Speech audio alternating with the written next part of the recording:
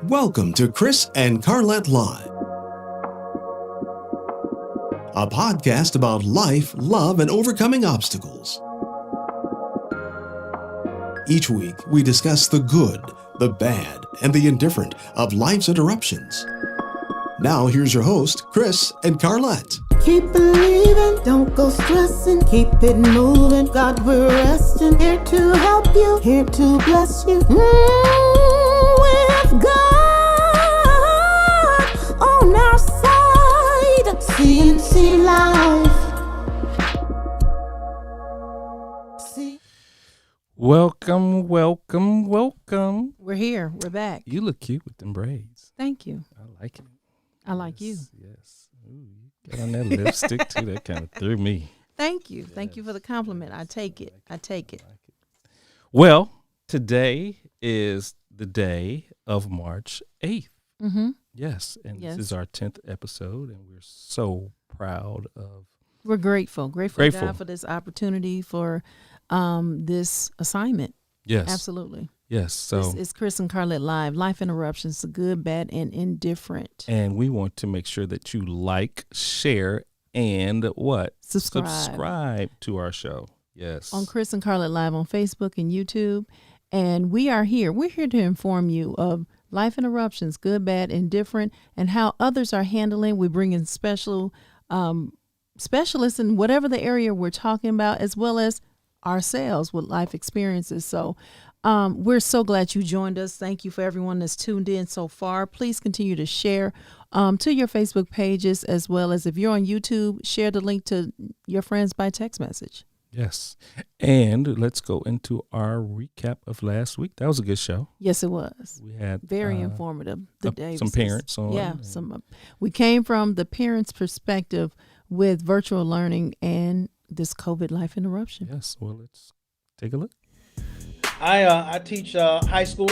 I teach biology, but really in my educational career, I've taught all the sciences: biology, chemistry, physics, physical science. I've taught all of them. Kiyoshi, did you see in Michael a stress level increase? Oh, yes. And how did you? And so explain that, and then how did you support him? Okay, so he talked about we're all around the table, right? Mm-hmm. So what would happen is while he's teaching, they're in their class and they have headphones, but they get loud too, trying to answer questions with their teacher, and they get excited and all. So he's sitting here with them and do like this, snapping his finger, like, like that, while he's in the middle of teaching. The worst part really was my 5-year-old and my 2-year-old. Okay, so they want to come in because they're at home. Mm-hmm. They don't know it's a difference. They don't know it's a pandemic. They don't know the fact that daddy's teaching. They know when daddy's in school, but not teaching, throughout the day. So I had to strategize and keep them in a separate room in the living room with their Kindles, doing learning apps. Of course, my pre-K, they had videos, but those videos only lasted, like 30 minutes to an hour. So she had all that rest of that time to just do whatever. So I would have them play with toys, watch certain things on TV. I had them with their Kindles, but there are times I had to just get up and take them out the house. Yes.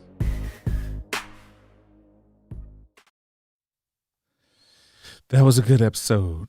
Yes, it was. I mean, we talked about, we were transparent what we went through, especially in the beginning. This month of September was very hard for me. By day 3 of coming back after Labor Day, I had my meltdown. Mm-hmm. I was like, this ain't fair, this ain't right. But we re-strategized, we regrouped. Mm-hmm. It showed by my work performance, because again, I'm working from home. I was doing, we've been working from home before the pandemic happened, and I'm grateful. I said we've been pandemic proof already, right. But just added the kids into the equation. Right. And so, but we had to re-strategize. I talked to my job. I was like, I might need to go do school and work at a campsite. Right. And they were open to it just to get a different environment. But We just talked about our 3. They had 7. Right. 7 children. Well, I wanted to do some other recapping. Okay. Excuse me.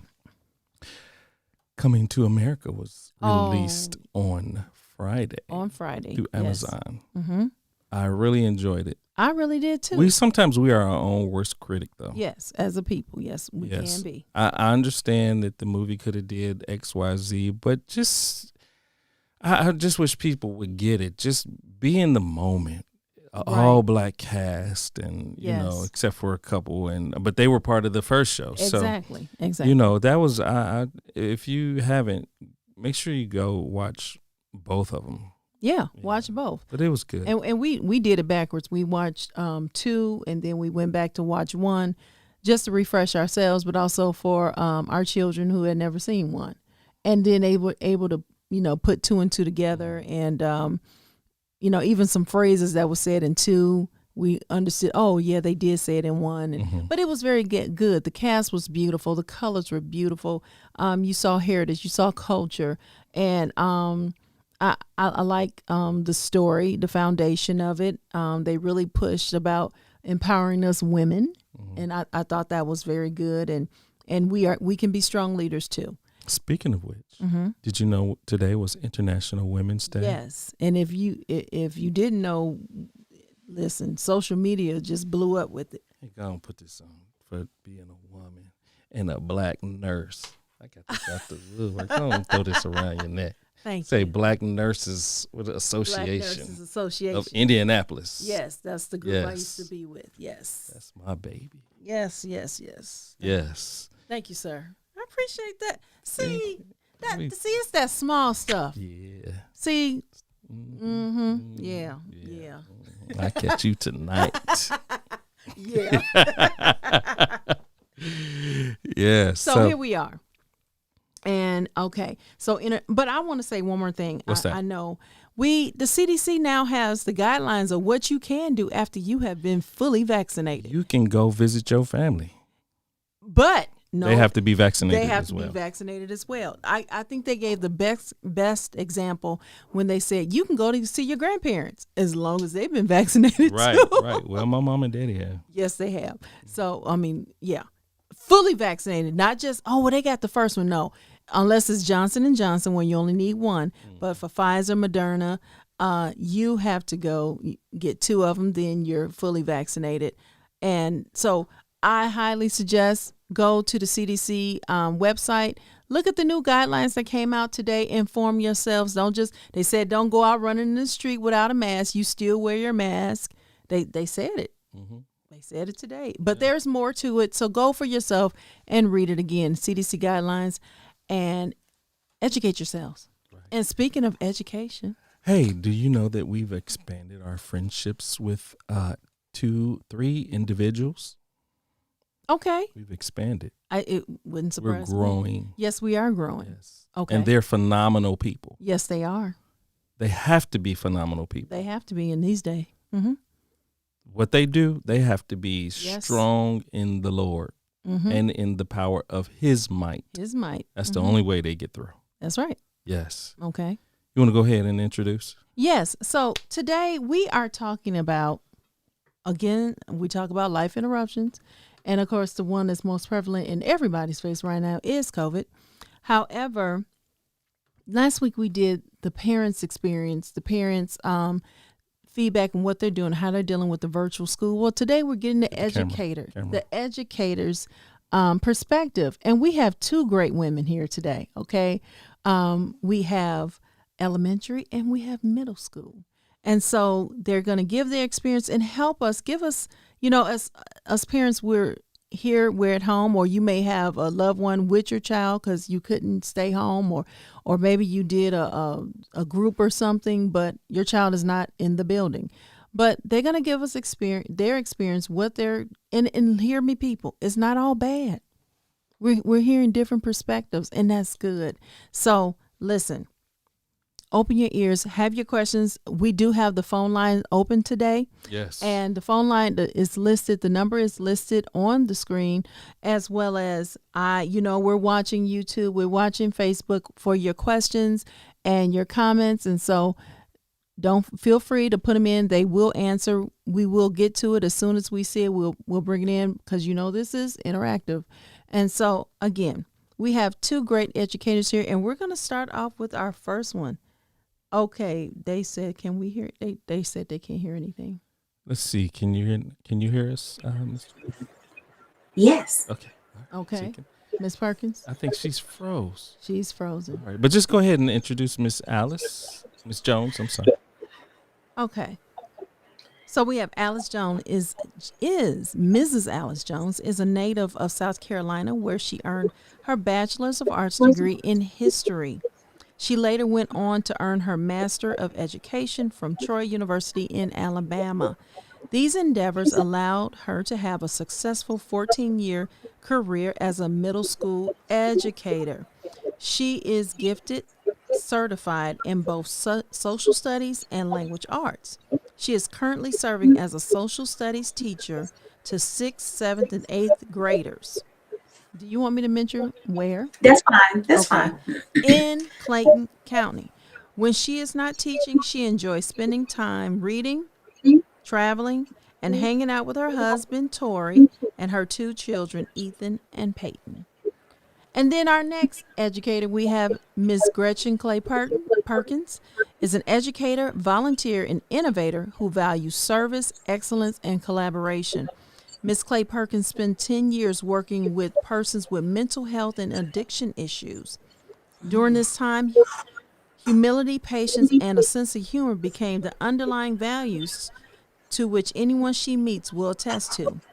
From there, Ms. Clay Perkins has become an educator in the public school system and has been in the role for 8 years. She loves the work she does in the school system and believes that an exceptional teacher will role model expectations and use authentic assessments to drive instruction continuously. Ms. Clay Perkins is also the acting president of the Friends of Adamsville Collier Heights volunteer organization, which is affiliated with Atlanta Fulton Public Library. She has enjoyed working in this arena and has served in different roles since 2012. She is a native of Atlanta and a product of Atlanta Public Schools. Her education includes the most recent accomplishment of Masters in Special Education, grades K through 12. In 2005, she earned a BS in Psychology with a minor in Sociology from Georgia State University, followed by a BS in General and Special Education, grades K through 5, in 2012 from Mercer University. Oh my God. In her spare time, she enjoys spending time with her 3-year-old, Reagan, trying new recipes, listening to live music, experimenting with STEAM activities, and traveling. Greatness is contagious. Miss Gretchen Clay Perkins. Can we just receive them? And we Hold just on, I hear.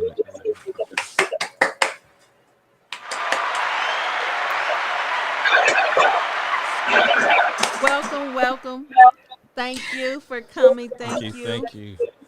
Thank you so much for being here on tonight. We appreciate you both for your time and you wanting to share with us. This is All great. about This is something education, near. Yeah. I brought see. yours too, just in case. So. Which one is this? Oh. It's probably the nurse. Oh, this is nursing. Yes. This is nursing. Yes, but you can't put it on because I can't put it on. No. Education. If we just sit them all, put all the Move caps. Yeah, you've crossed over. You graduated. Yes. How you all doing today? Doing good. No, wonderful. Thanks for asking. How are you guys? Good. We are well. We're excited to be here. Excited to have this topic. Again, to inform the people, to get the other perspective, because there's two sides to every story, and so we want to talk about that. Starting with you, Ms. Clay Perkins, our elementary teacher, K through 5. You get all the little people. You know, when I got out of college, I was a sub. And I got the second graders one time. God bless America. Busy people. So let's talk. Miss Clay Perkins, here we are. We are in a pandemic. It's COVID. What is your experience starting off? What is your experience? What's going on with you? Well, honestly, early on, I was looking for a function in a dysfunctional place. Mm. I was, just if you can only imagine trying to, because I'm, as you all stated, I'm an elementary school teacher. What do? We laugh, we play, we jump, we do hands on. Everything is interactive. And then to have to be behind the screen, it was just lost. I was lost for a moment. And I will say that our district was very supportive on the front end in terms of providing us trainings and things like that. But it's different when you get behind the screen. And the kids are like, they're at home, they're looking at TV. It's like so many distractions. So over a course of time, I just noticed that the kids just lack of motivation just started shifting in, and right now, I think we're in a better place. One thing that I was very intentional about was communicating with my parents.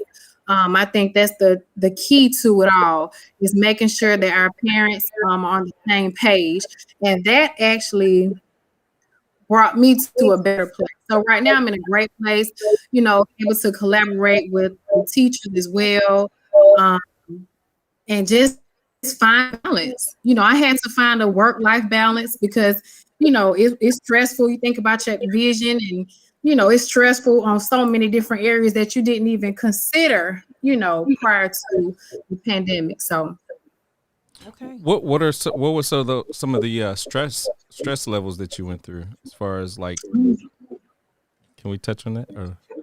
you can. Well, initially, it's my vision. You just don't know how tough it is, when you are looking at the computer. So I'm gonna tidbit that my optometrist call it 20. When you're staring at a screen, for every 20 minutes, take 20 seconds. So that was something that really helped me. And then also the students not completing work. Oh, wow. As educators, we put so much time and energy into making sure that we are prepared, and then we have this wonderful lesson, and it's just it just goes downhill. So can you imagine how stressful that is? And then when you reach out to parents, a lot of them, they're frustrated too. So that was a lot of my stress. But like I said, I was able to find a happy medium with it. Wow. Wow. Okay. So, when you said that you were trying to communicate with the parents, which is amazing, how was that received? Did you get the response that you wanted? Uh-oh. Looks like she's froze. She's frozen. Initially, it was mixed. So I'm frozen.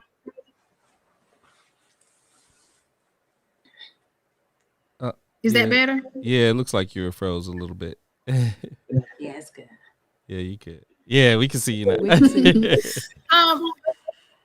Okay, great. Initially, it was just indifferent, because you have to consider parents with multiple children. So they're getting, if they have 3 or 4 children, they're getting 3 or 4 phone calls from 5 or 6 different teachers. So initially, it's just the parents who wanted it. They were very much like, okay, Miss Perkins, what do you need me to do? But a lot of the parents, they just got overwhelmed. A lot of them shut down, stopped answering phones and texts and things like that. So was and this, yeah, I'm not. I don't know. Is it possible to lower you all's volume? Can you on your speaker? Yeah, you muted, but you could just, can you maybe just turn it down a little bit? Yeah, we want you to be able to hear. Yeah, we want you to hear. Well, they can hear. But is that better? I lowered my volume. Is that better? Yes. Okay. Yeah. Okay. So this question is for both of you all. So, was there any disparity or with, being in an urban setting, I should say, as far as access to the internet? And did you all have to face challenges with, students didn't have access? And, what was your take? Well, I want to hear from. okay. Go ahead, Ms. Jones. I think when the pandemic started, we were so accustomed to having laptops and fantastic Wi-Fi at the building, because that's primarily where we would use all the things that we needed to do. And when the pandemic hit, I guess in March, we really found out that the homes there was an equity in the homes. So some kids had them, whereas other kids did not. And so it did pose a challenge, but my county rectified that. And they made sure everybody had laptops. They made sure that the students have the portable hotspots, but they had to communicate. They had to say, hey, I don't have this, or I don't have that, in order to get the things that they needed. So at this point, everyone has what they need as far as a device is concerned and the hotspot is concerned. And then when those things go out, because we know life happens, when those things go out, it's just a simple phone call. It's a text to say, Ms. Jones, I'm not going to be able to be in class today because my Wi-Fi is not doing what it needs to do today. So it's as simple as that. And a lot of times, even if they don't Zoom per se, they can do the work that's actually on Google Classroom. So it's not an absent day because they're not there. It's just a matter of, okay, well, you can still tap into the work because it's there. Right. I heard of a family here in Douglasville. I'm part of a group called the Women of Douglasville. And somebody had put out there, this was earlier in the year, that there was a mother take her children in the van to the parking lot of the school so they could have some connection to the internet, because they didn't have internet at home.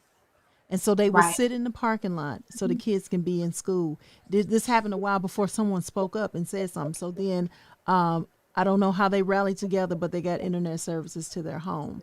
But it wasn't wrong for them to do it. But I appreciate the mother saying, my children are not going to be left behind. They're not going to miss their work. And her going and forget about pride. And she took her kids to the parking lot of the school so they could be connected to the internet with the Chromebook that was sent home to them from the school. And so, you hear about that stuff. It makes your heart. I saw people rallying together during this time.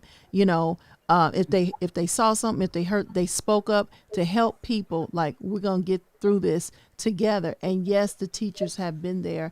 And I just wanted to mention that when we were talking about the virtual piece. And then you saw companies saying, okay, we'll come to your house. I don't know if you all heard it. Some were had packages for people who did not have internet in their homes, because I think where we are is country city, Douglasville. And you have that, because we can go around 5 minutes and you're looking at cows. And, we don't know if they have internet or not. They just used to their kids getting on the bus and going to school, and everything gets handled.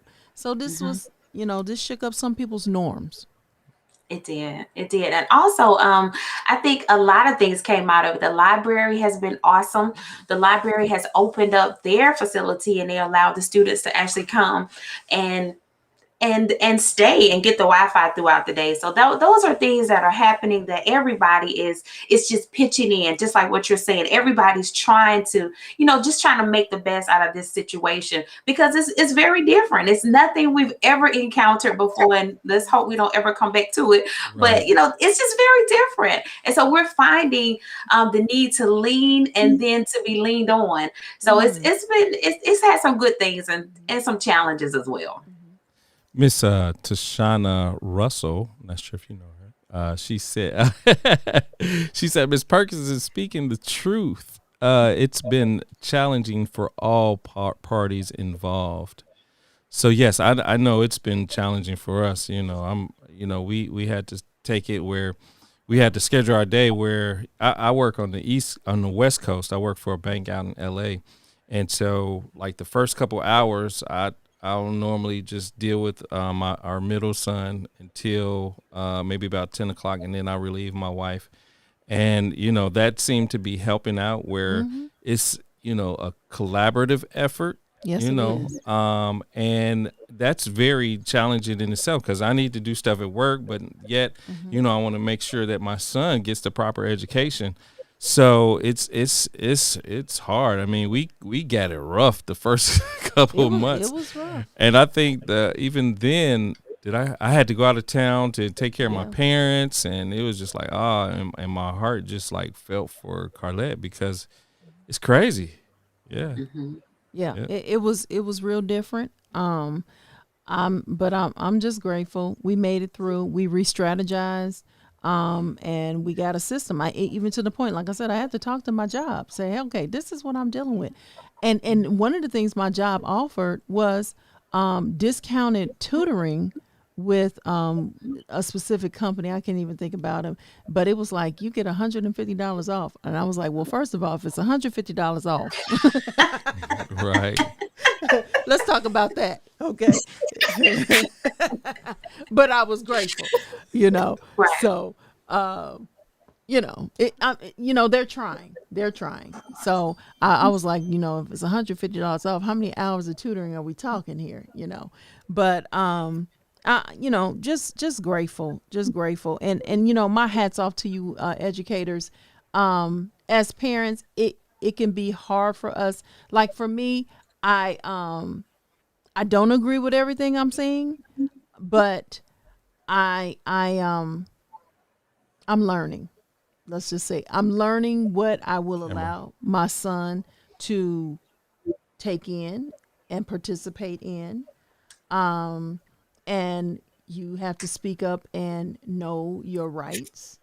And that really doesn't really have to do with the teacher. The teacher is just following along with what the curriculum is that's coming from the board or the state. Y'all just doing y'all job. So, keeping that in mind, you can't really jump on them. They're just doing their job. And so, but just learning when to just listen before you react.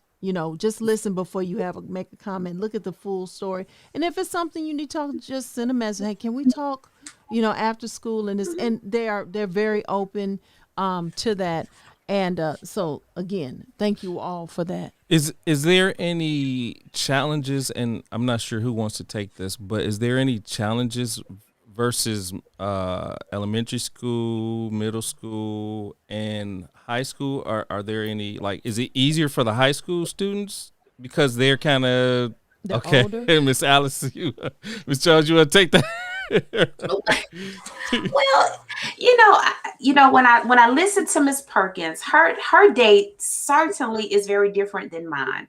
I don't know if you have your students the entire day. I don't know if that's how you function, or do you split and maybe you have some half a day and then the other half? Is that how your day rolls, Miss Perkins? It's split up. So I'll have half, and then I'll, have a resource room. Then I'll jump back in. So all day I'm just jumping in, playing jump rope, double dutch. And you're doing this. So you're doing this now. She's doing this from home, or you're back in the school now, Miss Perkins? We're back in the building. Okay. And you, Miss Jones, you're at home because we see your background. Yes, I'm at home. And so I'm a social studies teacher. So this is my map. I love maps, and I have to take my kids around the world as much as I can. I'm always pointing. I'm always saying this is what we have to do because I have to give them as much exposure as I possibly can. So my day is, I teach a 6th grade class, I teach a 7th grade class, and I teach an 8th grade class. So I do see the dynamics throughout the day between the different grade levels. You have your babies on one end for the 6th graders, and then you jump all the way up to your 8th graders. And it's a different day. It's different. It rocks and rolls very different every single day. There's a different vibe that comes to the screen from every class that I have. And it's just one of those things that I don't know about the high school. Some of the kids have older siblings, and I think they rely maybe on their classes being slightly longer, but I hate to speak on that. But, we know that it's hard for us to kind of sit. Sometimes we only sit about 5 or 7 minutes before we're picking up our cell phone, if we can last that long. So, they are very distracted, as far as that is concerned. But it's up to me to help pull them back and bring them back as much as I possibly can. But my middle school is probably a little bit different. They can sit for a longer period of time, and they do like to talk. So they like to engage a lot. They're very they love the chat box. So they type. We talk a lot. They type, and they're fast. So, we can have a lot of good conversations bouncing off very quickly, because sometimes they have other siblings in the house and they don't want to turn on their microphones because the noise level is too much. So those are some things I have to be respectful of, even though sometimes I want to hear the voices. Sometimes I don't get the voices from some classes because they have a lot of things going on in the background. So they do a lot of typing, and I enjoy it. It just depends on what we're talking about. We talk about a lot of stuff. So it's not a bad day. It can be fun. I have a good time in this little room myself. I'm doing a whole bunch of stuff in here. So it's not bad. Okay, so now she just said something. Parents, I hope you all heard this. Have a quiet, a respectful atmosphere for your child to learn in. You have to get rid of the home mentality and realize that this is now a classroom. So what would a classroom setting be like? Well, I'm at home. They got to No, we can't be selfish in this season. If they have to be in the room by themselves, shut the door, turn your TV down, whatever. And then I'm going to say this as a parent. Don't leave them alone too long in their room. You got to make sure they're focused. They're on, they're on task. I mean, every now and then. And if you got multiples, then you need to start emailing these teachers and say, how is my child doing? Especially the oldest one. How are they doing? Are they missing out on assignments? Because mines know me. I email. They have cell phone number. It's not that I expect my son to do anything. I want the communication. I want them to see the effort, because I tell you something, if the teachers see it, I see the difference to how they teach when they deal with your child versus the parent that's not really active. I'm not saying that's y'all, but just saying when the parent is more involved and their presence is known in the classroom or with the teacher, there's a different outcome or even a different respect level, how the child is handled, and you get more information. That's just what I've learned. Even my mother, when she was working in school, she even told me, she said, Carlette, stay on top with your kid. Don't just interact with that teacher. So how do you all like that, Ms. Gretchen, Ms. Perkins, I'm sorry. How do you all like parents that interact with you and, from a week or a monthly perspective? I love it. I'm just one of those teachers that, and my colleagues can attest to it. My parents call me 24 hours a day. We do video chat because I believe that that is the bridge to get to that gap, to close those gaps, because if you guys come home and they need homework help, and sometimes the parents cannot help. I'm a math teacher. So, my teammate and I, we teach in 5th grade math, and a lot of parents just don't know.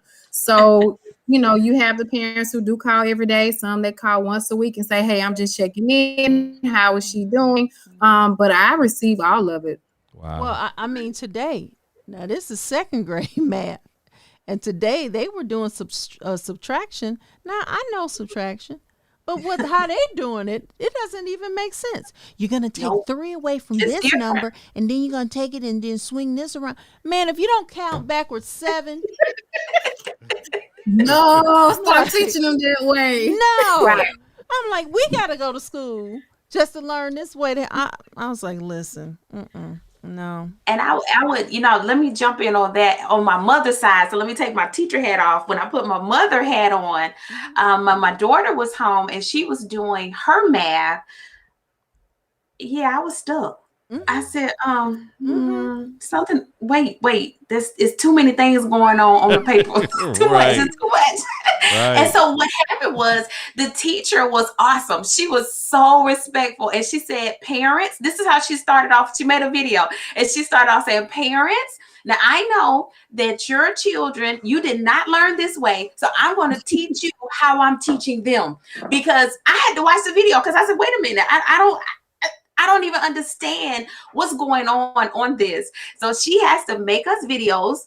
We watch the video so we can help our own children at home. And I'm so thankful for that extra step that she doesn't have to do, but she does it for the benefit of the virtual environment, because it's just a difference. And I think that's one of the things that I'm enjoying the most about this virtual environment. Mm-hmm. It's bringing out the better professional in all of us, I believe. Mm-hmm. I think we are being stretched. Mm-hmm. We're being challenged. We're doing school different. I mean, period. And I don't even know how we're going to ever go back to being how we used to be. I just don't see it, because all these doors and windows have just flooded in with all this new stuff and the way to do this and how this is going to help and affect.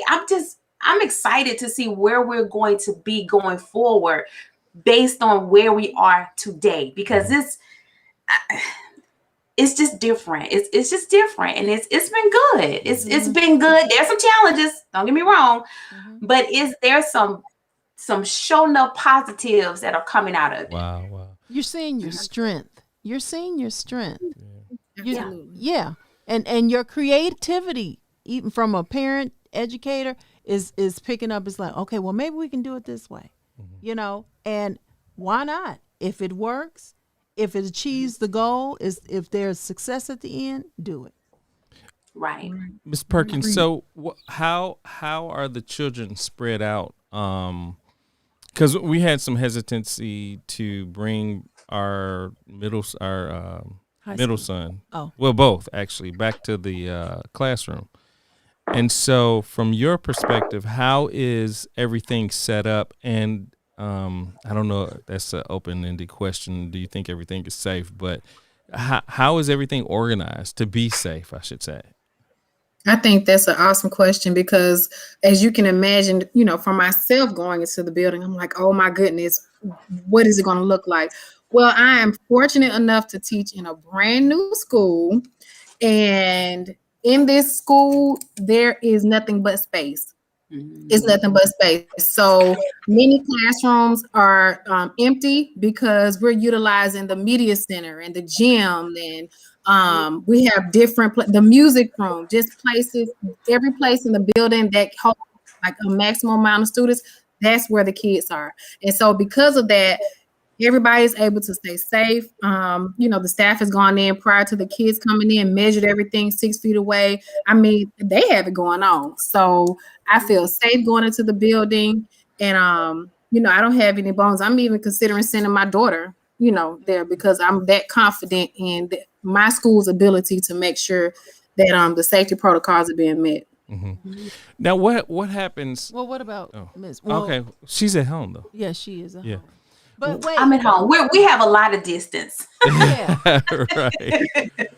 Now when yesterday I was telling you that I used to work for Pike Township School System in Indianapolis, and I was in the IT department.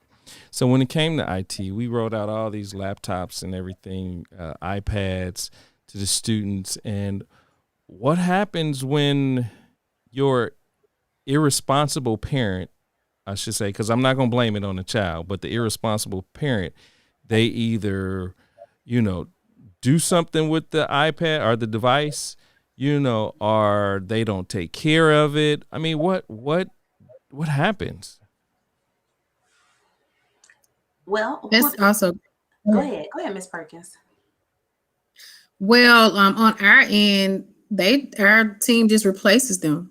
They just have a surplus somewhere. I think my district was able to receive some funds toward technology, and they replaced them, because the number one key is to make sure that the students have what they need. Now, I'm sure there are some parameters. You can't tear up, two iPads, and we're not going to keep replacing them. But from what I've seen, they replaced them.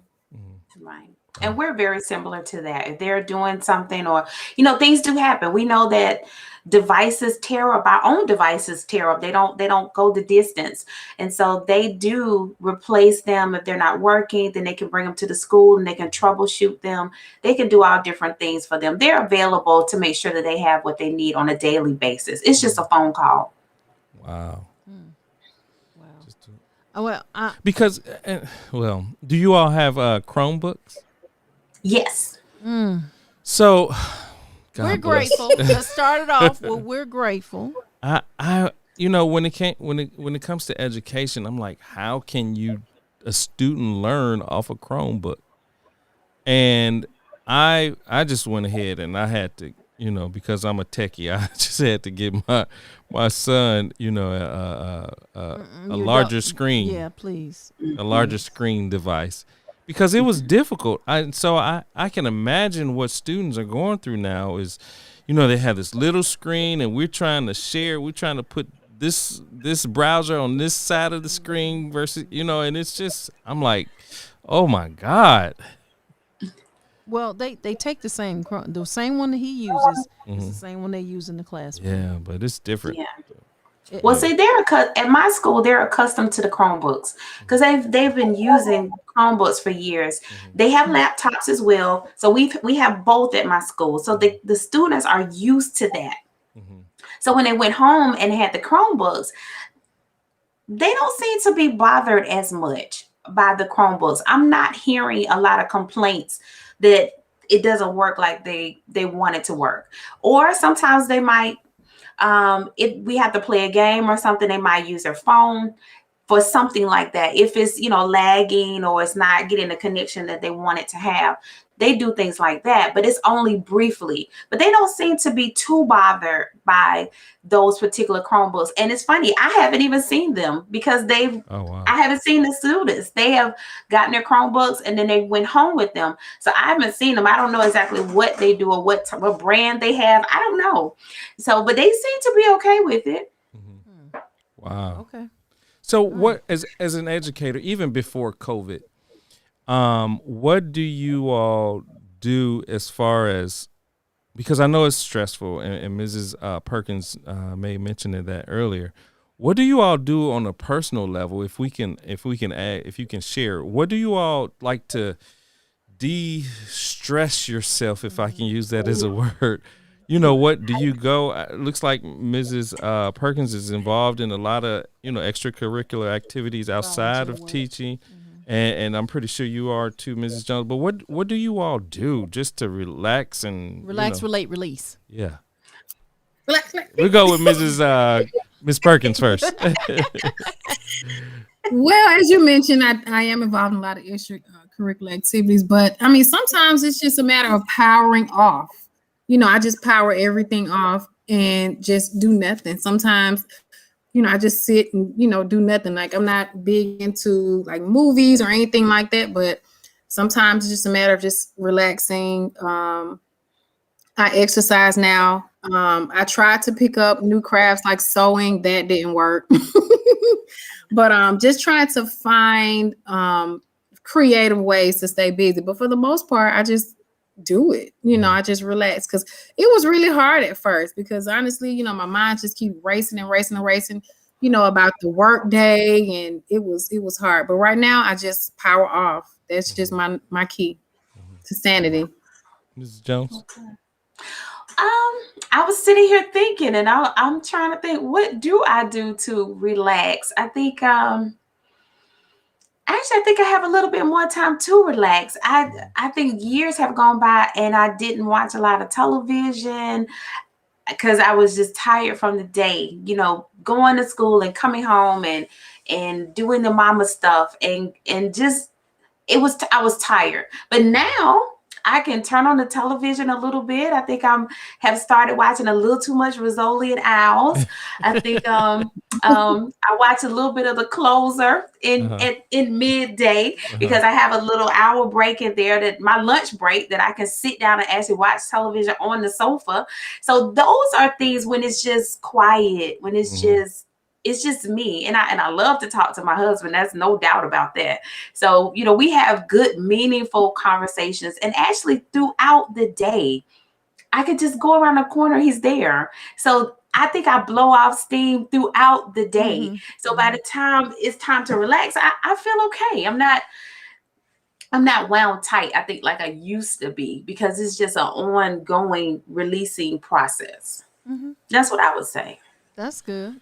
Wow. Good. Somebody said you are a well-developed painter, Mrs. Perkins. Ms. Perkins. Oh. A well-developed painter. So you do some painting? Tamala Morris said this. I do. Oh, I do. Share some of your work. Go get some of your work so we can I start. do. Okay, I'll be right back. Okay, all right. She knows she got that one piece. Go get that piece. All right, go get that one piece. I'll be right back. Right. Tamala Morris also said that going back, she said the Chromebook size does matter. As my optometrist shared, she has seen an increase in young people poor vision. Yeah. And you know what? I totally believe it. I had a conversation with one of my students the other day. We were reminiscing. We had to take a moment to reminisce. Sometimes you have to step back just a little bit with your scholars and say, okay, come on, let's just laugh about something totally different. And I was scrolling through the pictures, showing the pictures, and she didn't have on glasses, but she had on glasses. And I said, did you get glasses? And she was like, yeah, I had to get glasses in January. So we are seeing a spike in the glasses. I've actually had to pick up a pair of reading glasses because when I wake up in the morning, I'm feeling a little blurry myself. Yes. So I think the computer, I see you. Yeah. So I'm struggling with the eyesight piece as well, and I think it's because of the computer. Okay. Yeah. All right, looks like she has it. Okay, let's see it. Okay. I have it. Okay, so this was pre-COVID. So this is just an expression of me. So upside down. Sorry. Okay. So I love water. I'm a water baby. I love to swim. I love to talk. Oh wow. Okay. If you look into my eyes, you'll know my future. I'm one of those hippie kind of rock star kind of gals, and then I love Christ. So that's just one of my many pieces. Very that's nice. I love Wow. it. Look at you. Yes. Yes. Thank you. So back to the vision. vision thing really quickly, guys. Remember 20. For every 20 minutes, take 20 seconds to look at something 20 feet away. Wow. Say that one more time for our guests. Yes. Okay. So for every 20 minutes of screen time, you take 20 seconds to look at something 20 feet away. Wow. 20 seconds. That's going to help with the strain on your eyes. Okay. That's for Okay, everyone. that's good. Yeah, that's good. That's real good. 20. Yes. Wow. It works. Let's see. So one more thing I wanted to get into was IEPs. And Ms. Perkins, that's one of your specialties, I would say. And one of the things that, again, we always want people to walk away with information, and we're already doing that. But talk about IEPs in a sense, the parent knowing what they're signing up for. I know they want their child to be helped. I know they want to see improvement. And so it's like, yeah, okay. So what about the parent that is concerned? First of all, what is it? Understanding what they're signing. But what about the parent that is reluctant to do it because they don't want their child labeled? And you know what? Can I just share something before I answer those questions? So today, actually, one of the young ladies, the fifth graders, made a comment to me about me being her teacher. She's like, no, you're not my teacher. I'm like, what do you mean? You know, I co-teach with one of the fifth grade teachers. I said, what do you mean? She was like, well, do you teach, this other young man? She said his name. I said, I teach all students. She said, well, no, if you teach him, that means that you are, a special ed teacher. I'm like, wow. She's like, well, you can't teach me if, you teach him. And just that stigma that kids can verbalize, it was like a punch in the gut, because no matter how normal I am, and even one my colleague, she can attest to it. It's never a point where you'll know any student in our care has an IEP. No matter what, there's still a label.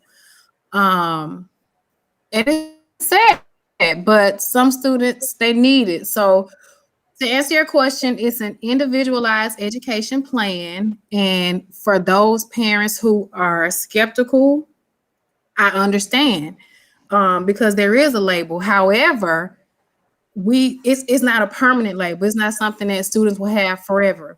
This just says if we implement these research-based practices, then this and monitor their progress and then drive them to the next steps, then they'll become better academically, socially, and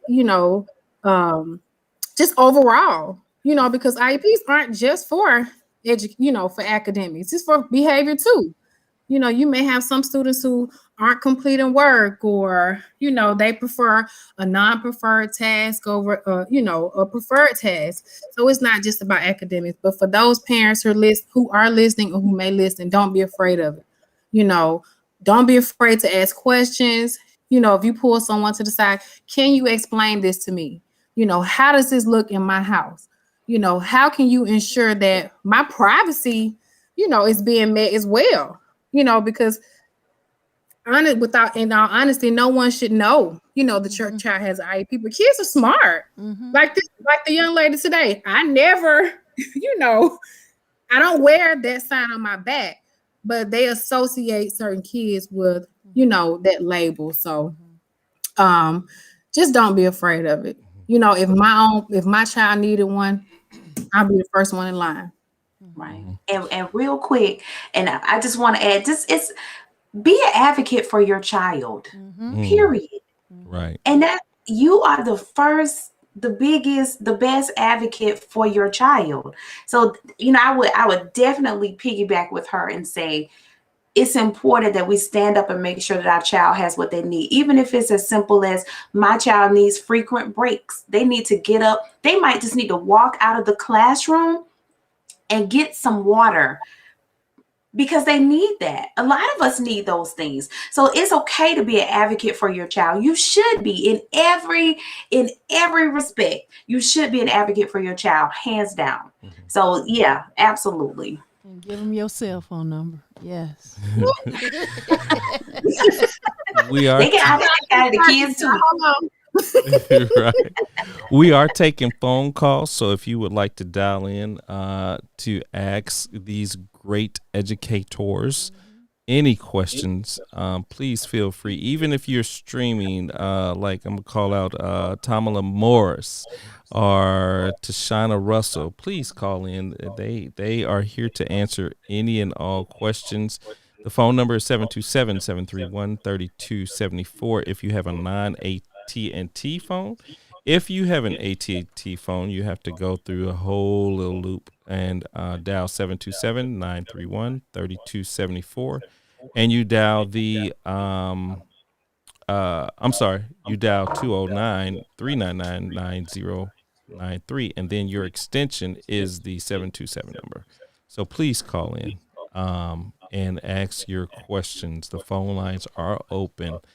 So I wanted to talk a little bit about the future of education post-COVID. Can we do one thing before you do that? Go ahead. I went to her about her specialty of IEPs. I wanted to go to Mrs. Jones about the gifted and talented. Yes. Because both gifted. of us was in the gifted yes. and talented. Gifted and talented. Okay. Yes. Well, before, I'm going to do like Miss Perkins. Before I answer that question, let me say something first. A lot of parents want their child to have that label. They think that label is a great label, is some type of outstanding label, but your child can be extraordinary without the label. They can handle rigorous work without that label. They can be creative and fascinating and can think critically without the label. So I want to make sure that we're clear when we don't want to separate those students that actually have the label with those who are just as smart and sit right beside them in the classroom. Okay. So, like I said, I am gifted certified, and my job every day is to teach the curriculum, but to also take it to a higher rigorous level for them, because oftentimes they can handle it. They think sometimes beyond me. They go beyond where and that's fine, because I want to push them to the point that they keep on going. My goal is to make them learn more than I ever can give them. Just keep on going with the baby. That's what I want you to be able to do. So it's my job to bring in that rigor and to tap into that critical thinking that they have available to them. And then also to bring out that creative piece. A lot of them are extremely creative when it comes to drawing, and they can do all sorts of, sometimes they just think very differently than maybe your average Joe or Susan. They just think very differently. And so it's my job to make sure that I massage that part of them to help them to reach higher for that. So that's what I do. And they are, I run the gamut. So I don't teach all students that have the label. I teach students who are very high potential, who can run just as fast and jump just as high with them. But maybe some areas they didn't necessarily meet the mark for the label, but they're still just as awesome. I went to a meeting when we lived in Marietta, and they put out an announcement: if your child scored whatever on this bar test or whatever this standardized test, so if they scored in this percentile, then your child is potentially considered and gifted, and they should go. So you parents should show up at this meeting, or if you think that your child, whatever. And when I tell you the air, the atmosphere that was in that room, it was stifling. I was just like, I left. I couldn't stand it, because every person that had a comment, they had to tell their child's GPA, and it wasn't even necessary. And this was elementary school. And I was just sitting up here like, people, y'all missed the whole point. And then, you know, and they want to pull people to the side, and I left. I was like, you know what?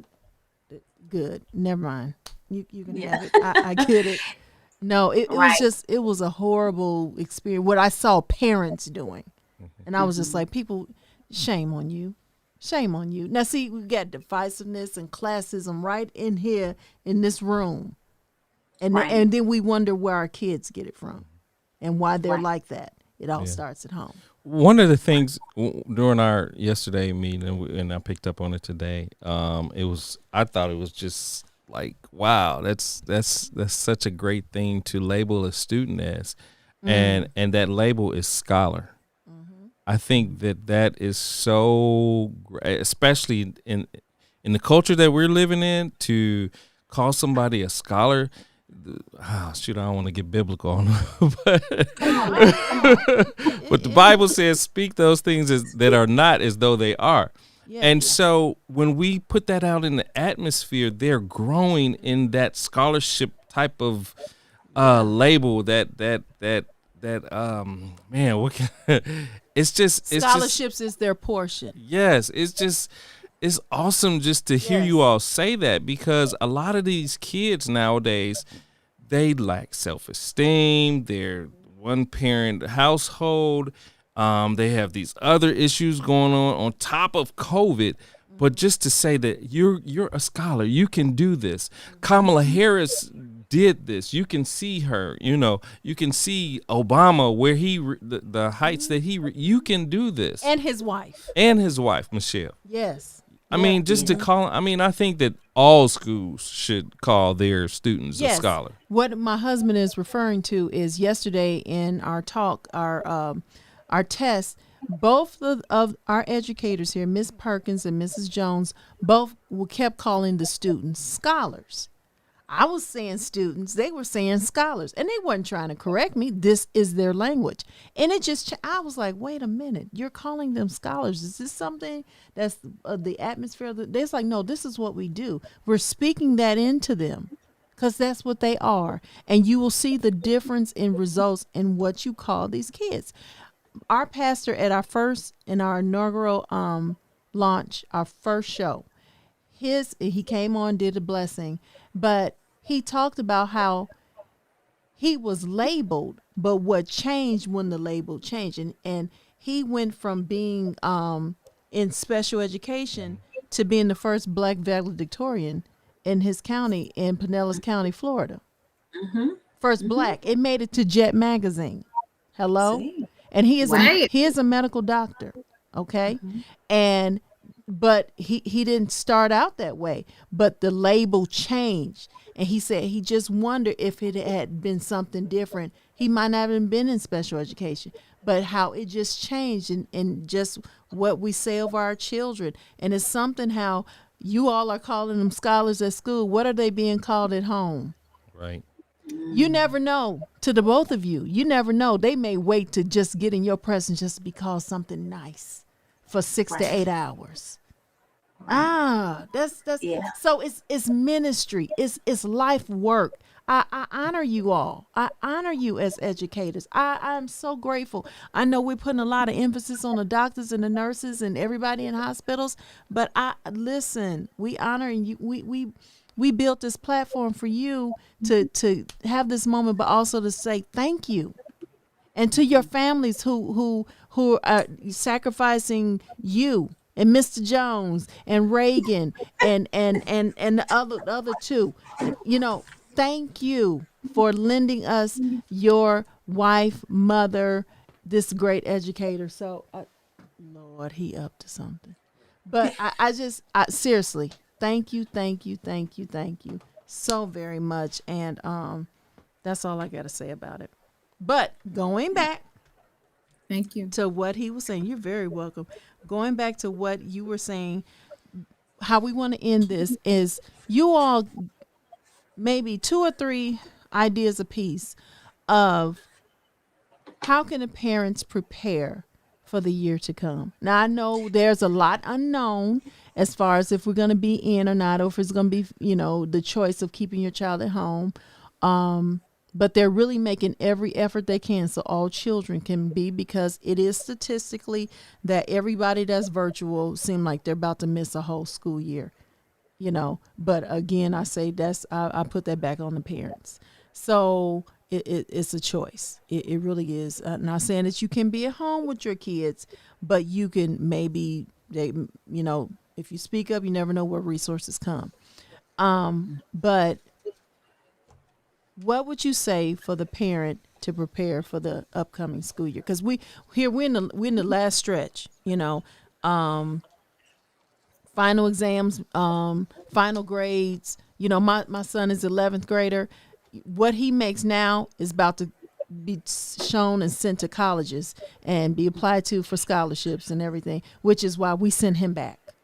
Yes. He was hurting in 2 classes. I was like, that's too many.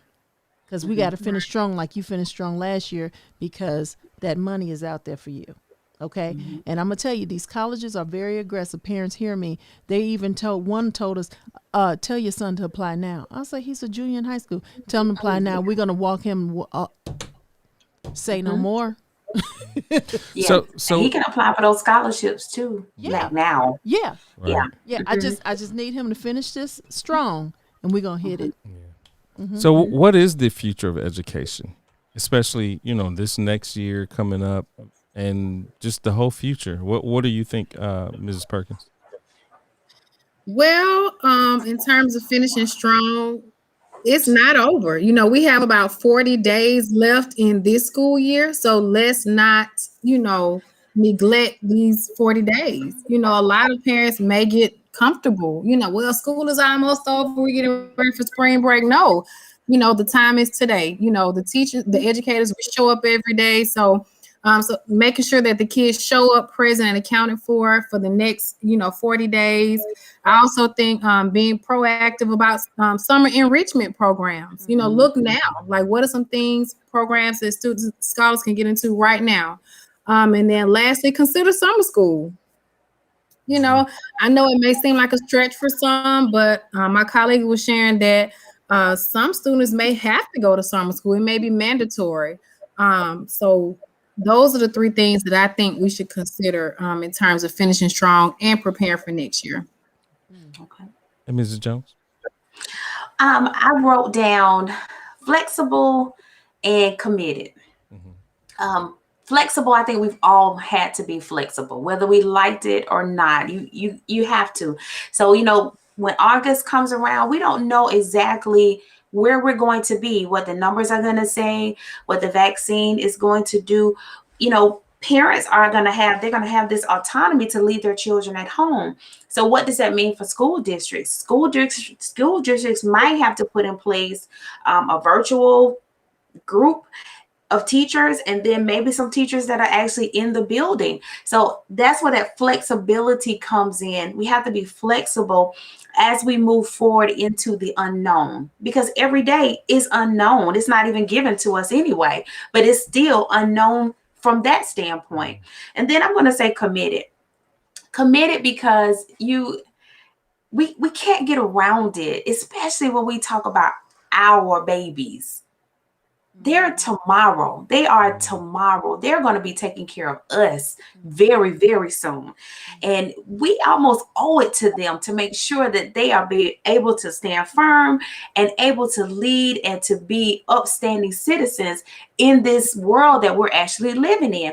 They are the next scientists of tomorrow. Yes. They are these builders of the next vaccines. I mean, who ever thought that we would be at this place where this person studied this in college and now they had to make a conveyor belt for all these vaccines to roll through? These jobs, we don't even know what jobs are going to be needed tomorrow. So we have to make sure that we're committed to making sure that our students can take on anything that's coming their way. And so if that starts today, it starts tomorrow, we have to continue it all the way through, because they have to be able to do it. We just don't know. We just don't know. Wow.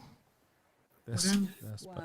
Now, I don't know if I should ask both of you all this question, but it seems like you all should move up and be like principals and Mr. Jones, Mr. Jones, what you saying over there, Mr. Jones? I looked at him. I don't think. Did you hear what he said? Now, Miss Perkins, I could see that, Miss Perkins. When I heard your resume, I said, wow, she is on it, doggone it. That's all right. That sounds good. I'm talking about administration.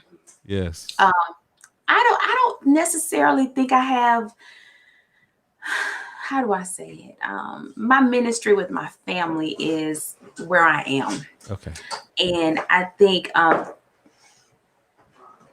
they are where I am for now. And so if it means that I'm their principal, if it means that I'm their administrator, then that's what I'm doing. I'm focused, laser focused on those two and trying to get them where I want them to be. I'm at peace with being a classroom teacher.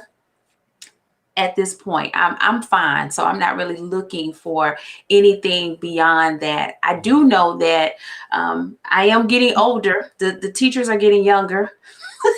I have realized that it's a changing kind of the guard. They're younger, and I'm noticing a difference. I'm seeing where I am, and so I'm trying to make sure that wherever I am and whoever I touch, that I can add value, whether it's a principal, an administrator, a counselor, whatever it may be, that wherever I touch is I can impact that on that level. And so I can do that from my classroom. I can touch all of those scholars, all 100 of them. I can touch them and love on them. So that's where I am. Good. Okay. That's good. I'll take that. That's awesome. Thank you. And for me, one thing I'll take from this opportunity is that you guys mentioned changing label. And I believe that's where my ministry is. So however I can work to change the label, to change a rundown library into something phenomenal, to change that child whose motivation is sinking. You watch the motivation just sink like quicksand. For for me to change that label, I believe that that's my ministry. So however I end up, I receive it. Wow. Okay. Wow. Well, we appreciate you all Yes, we do. so much for taking the time. You could be doing lesson plans right about now. Right, And but you gave us an hour and about an hour and a half of your time, and we thank yes, you. thank you so much. Do you all have any final words? Are you? I don't think so. I appreciate the opportunity to come out and speak tonight. You never know what you have to share until you share it. But we're all in this together. We're in this together, and it's gonna be all right. It's gonna be all right. That's how I see it. It's gonna be good. Yes. Yeah. I concur, and I would just like to close with how I open. With any dysfunction, let's find how it's going to function. Let's not rest in that dysfunction because, we're not going to get anywhere. As we rely on, the negative, our kids are still growing. You look up, they're getting bigger. Things are changing, the seasons are changing. So let's live and function. Is what I would like to close with. You brought back an old educational piece that used to come on Conjunction Function. What's your ELA teacher? Shout out. That's good stuff. Yeah, that's some good stuff. They don't teach like that. No, But they played it for Evan's class. Oh, really? And I was shocked. Oh, wow. It's on YouTube. Well, you know what? And I hate to say it, but I teach how a bill becomes a law. And the little guy that talks about a bill is perfect. I mean, it's dead on, but it's old, and the kids just like it, and they can sing with it. And you go through every last step that I need. Yeah, right. That's good. That's good. That's good. Well, again, we thank you all. Thank you so much. We'll be calling you all both after the show. Yes. So keep your Yeah. So thank you so much. Thank you. Thank you. We appreciate All right. And you all, I say their names, and you remember their names: Mrs. Alice Jones and Miss Gretchen Clay Perkins. Yes. The legends, the educators, Yes. the ladies of distinction. All right. Thank you. All right. You all take it easy. Thank you. All right. Thank you. Bye-bye. Bye. Wow. That was good. That was good. Yes. That was amazing. That was amazing. Thank you, Joy. Thank you, Donna. Joy Williams and Donna Dallas. They helped me meet them, these great women. I was looking for educators, and specifically, and they knew what we wanted to do, and their specialty was spot on. And so I thank you, Joy Williams, Joy Thelma Williams, and Donna Dallas. Yes. Well, next week, Yes. we have we're going to stir it up in the kitchen again. Yes, back in that kitchen. Back in the kitchen. So if you with miss the twist. Yes, with the twist.